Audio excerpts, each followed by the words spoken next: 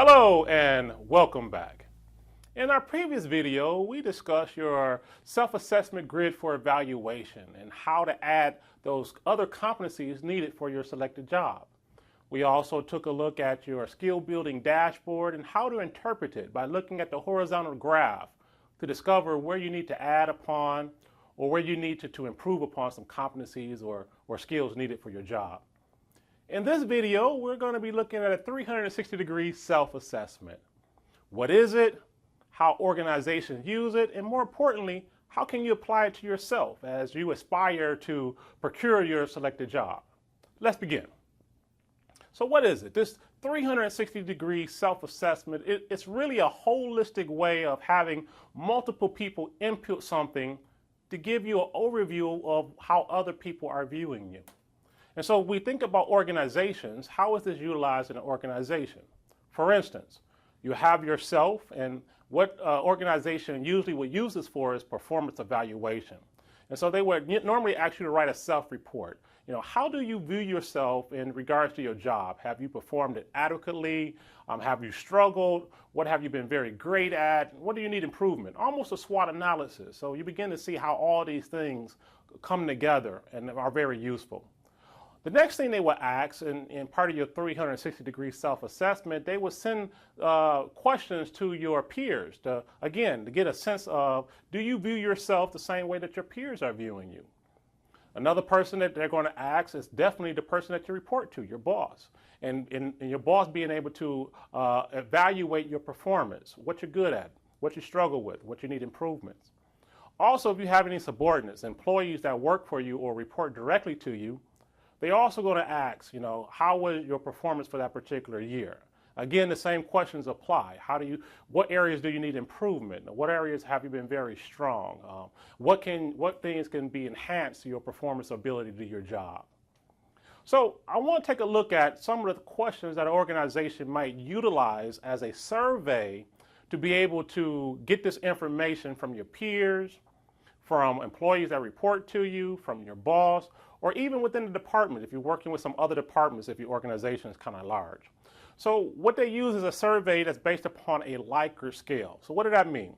Usually you have about 5 selections. So in a question they might say, do you inspire continuous growth and learning in others?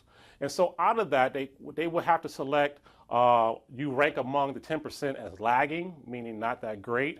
You might be a lagging amongst the third, which is a little bit higher than not that great. It might be neutral or typical. And then you might say, well, this person is a little bit better than typical. They're amongst the leading third.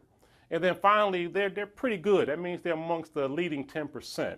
So it's a Likert scale. Usually is a ranking of 5, the middle being neutral.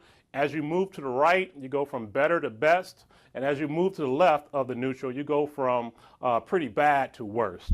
And so some questions that a person might ask in regarding to leadership, for example, could be, inspires continuous growth and learning in others. Another question they might ask, your ability to handle conflict in an appropriate manner. A third question could be, takes initiative to solve problems. And lastly, motivates others to reach their goals. And so if they were looking at your competency in regards to your leadership skills, these are just an example of questions that they might ask your peers, your boss, people who report to you, as well as any other internal departments that you might be working with, again, on a Likert scale. So how can we use this for yourself? And so in part of your self-evaluation, remember you have already gone through your self-assessment. How do you view yourself, your perspective of yourself? But now, by utilizing a tool such as this 360-degree self-assessment, you begin to see how do other people view you, whether they're your peers or colleagues, whether people report to you, whether it's your boss, or whether it's other people within organizations, and even a customer if you work inside of a retail. And so the importance of this is now being able to compare what you thought of yourself versus what other people are thinking of you. For instance, I might say, well, I view myself as being a great presenter. I have great presentation skills. My oral ability to articulate ideas is phenomenal. But yet, when I receive the results of my 360-degree self-assessment, it might show that my speaking or presentation skills is not as great as I thought that they were, that I actually can use some improvement. Maybe I fidget a lot. Maybe I stumble over words. Maybe I look around and don't look at people directly. And so I can now use this feedback that I receive to understand and set a strategy for how to improve upon myself, so that therefore my self-evaluation and self-perspective will line up with how others are perceiving me.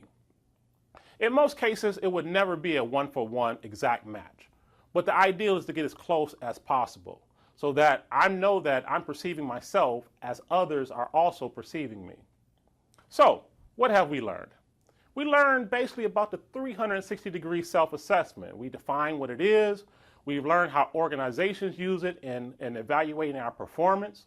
But more importantly, we see how we can utilize this for ourselves, because it's important before I begin to interview or apply for my selected job that my evaluation of myself be as accurate as possible. So what's next? We're going to revisit the SWOT analysis. As you recall in the previous course, SWOT stands for your strengths, your weaknesses, opportunities, and threats. So I look forward to seeing you in the next video. Thank you.